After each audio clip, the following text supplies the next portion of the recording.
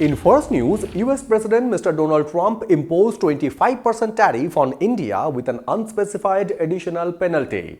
US President Donald Trump unexpectedly announced a 25% tariff on India along with an unspecified additional penalty to punish India for making energy purchases from Russia and launching a broadside against ongoing bilateral trade talks when the levies take effect from 1st August while India is studying the implications of the announcement.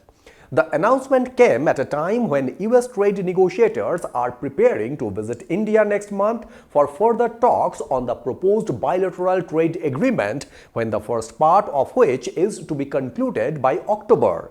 On the other side, India asserted in a statement that government will take all steps necessary to secure national interest, as has been the case with other trade agreements, including the latest comprehensive economic and trade agreement with the UK.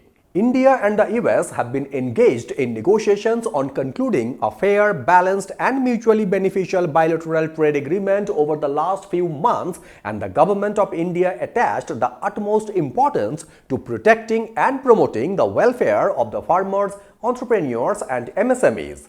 The Indian and US team concluded the fifth round of talks on the agreement last week in Washington, and a bilateral trade agreement is under negotiation, announced by Indian Prime Minister Mr. Narendra Modi and US President Mr. Donald Trump in February to more than double bilateral trade to $500 billion by 2030. US accounts for about 18% of India's total goods exports, where India's shrimp, textile, gems and jewelry, toys and engineering exports could be the most hit by the higher tariffs, as the US is the largest market for the domestic shrimp industry, when India's total goods exports to the US were $86.5 billion in the financial year 2025.